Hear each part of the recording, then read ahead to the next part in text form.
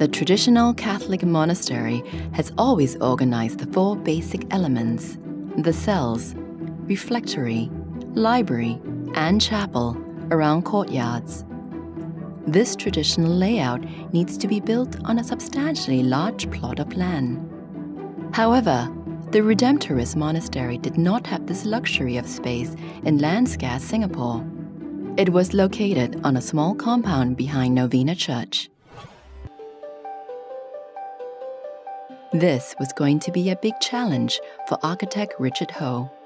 My first thought was when I looked at the site and it sloped down 10 meters, 3 stories coming down like that, and I was thinking, oh dear, we have a lot of rooms, a lot of accommodation to put on a very tight site, and the site is not even flat.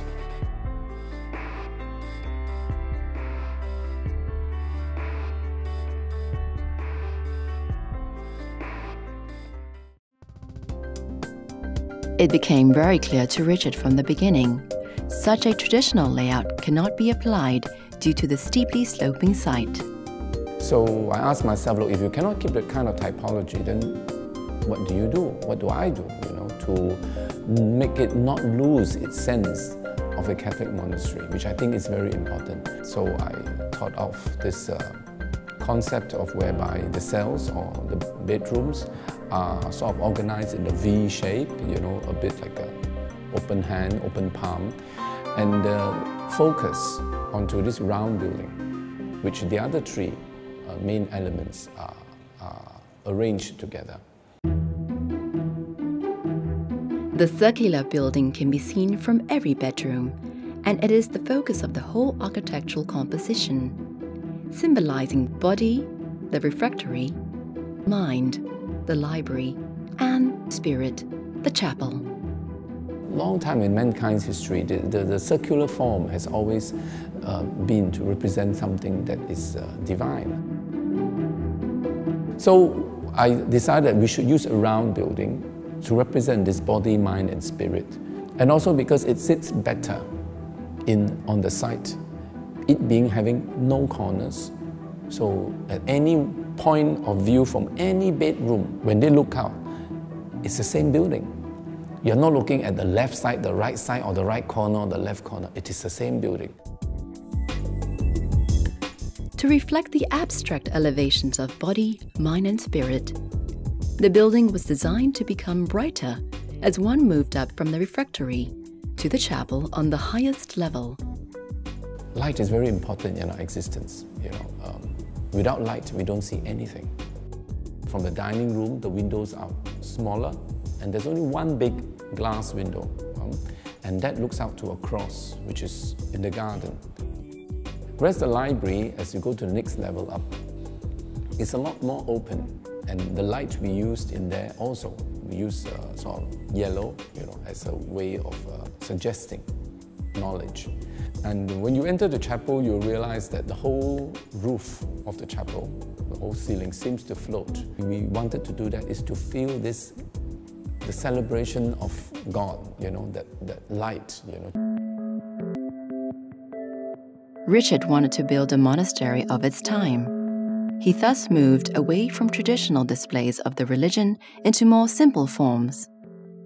Stained glass windows were necessary back then because common folk didn't understand the Latin liturgy during the Catholic Mass, and the stained glass was used as a source for prayer and devotion. Richard feels that such displays are not necessary in today's context. Less is more. I'm building a monastery for this age, and I don't think so modern Catholics of this contemporary world believe that the church, the greatness of God, is represented by all that pomp and pageantry and gold, and they don't. I think they would like to see more, and being a Catholic myself, that sense of humility of the church.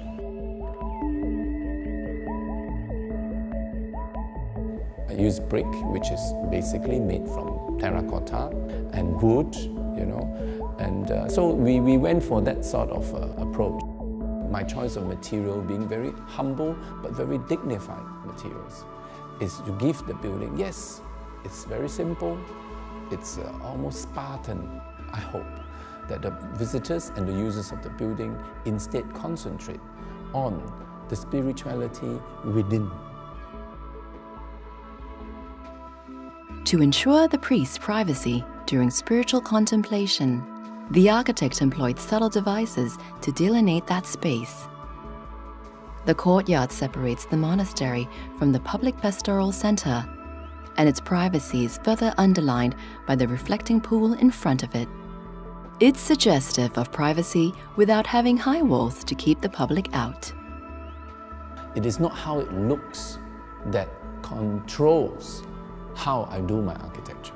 I worry about the relationship of those spaces, how they come together, how then by coming together in a new form of relationship, they create a new set of understanding for people who live here and for people who visit here.